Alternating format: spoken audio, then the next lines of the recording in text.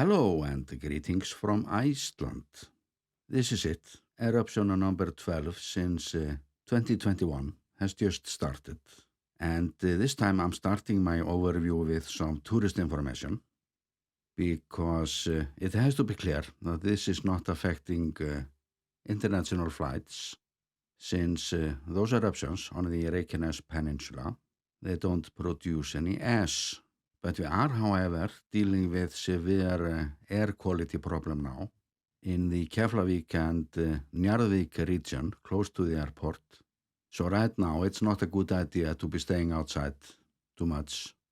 And the best advice I have for tourists is to drive to Reykjavik and stay there, or even further east, where we have no problem at all with air quality. And this air quality problem, it could actually affect the Snæfellsnes Peninsula later today.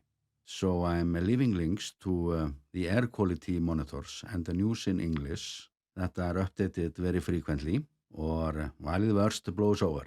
And like many of you might already know, the evacuation plans were put into action around midnight when a strong earthquake swarm started.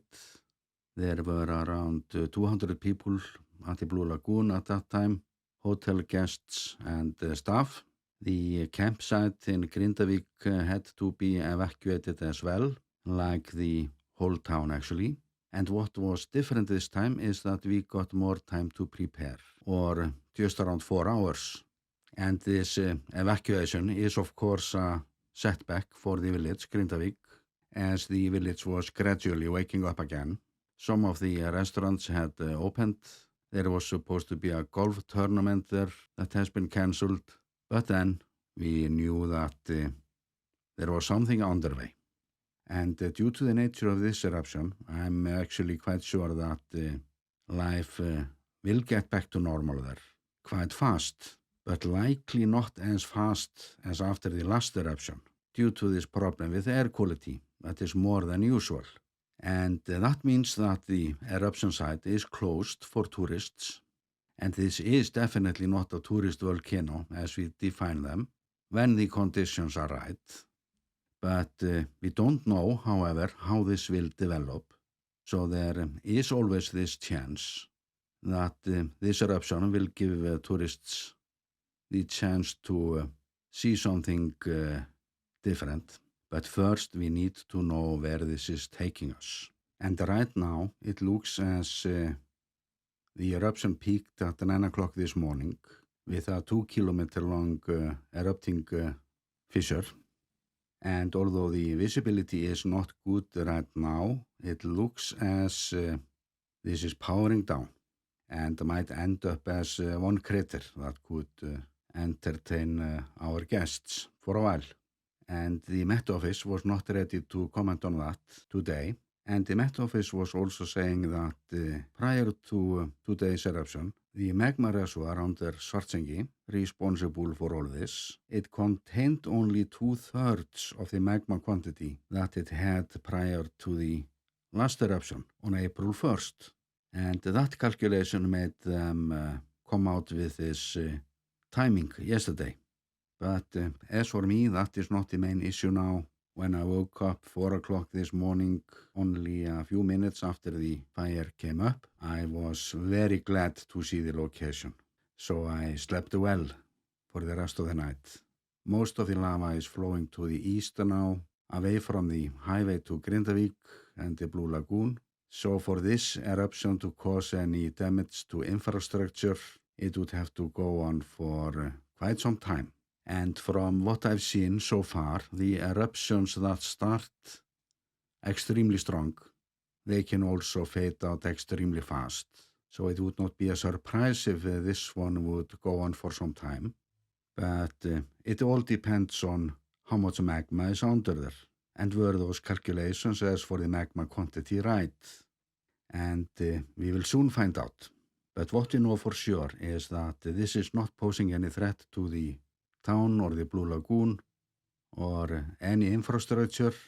And if this would go on for weeks, which is possible of course, such scenario might leave us with plenty of time to modify the lava berms and such work that we have actually done before under way more pressure than now. And when I was preparing my update yesterday, I actually did a screenshot from the 48-hour earthquake map because it was showing the craters for the first time in some time. So I was going to ask this question, is the pressure growing? And on this screenshot, I also noticed earthquakes in the mountain Fagradalsfjall, where the first 3 eruptions took place. So I was actually thinking, could it be that the eruptions will move back to the place where all this started? And this ongoing eruption and the eruption in August is actually getting quite close to close that circle. But the main question here in Iceland today is, of course, will this eruption be the last one? And since the April 1st eruption is less than 4 months away, I'm not very optimistic that this is coming to an end. This decline in magma inflow is very slow, so I'm not sure if we are in the clear yet.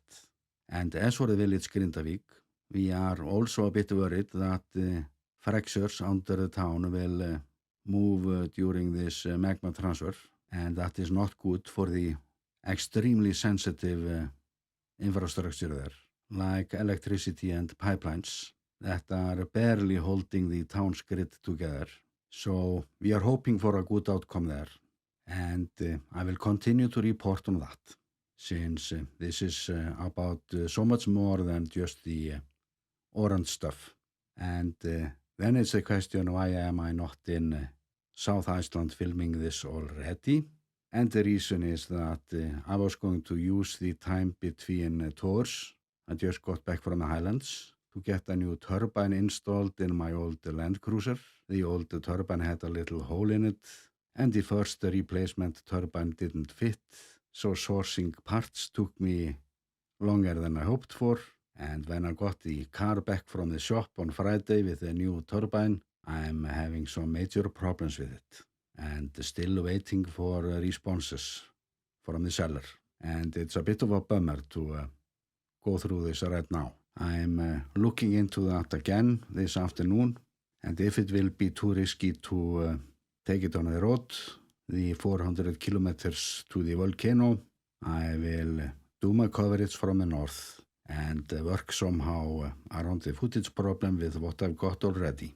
And it is actually good to have this eruption behind me, because I have other volcanic systems to visit soon, some of the largest systems in Iceland. So as often before, there are some detours to do when it comes to my goals with the channel, but I've seen worse. So if this eruption will go on for days or weeks, I will of course visit the last remaining crater. So to sum this up, we got very lucky with the location, no damages, but a nasty pollution problem that I advise you to stay away from if you are traveling here in my country. And with that, I'm sending you best regards from the volcano island, Iceland.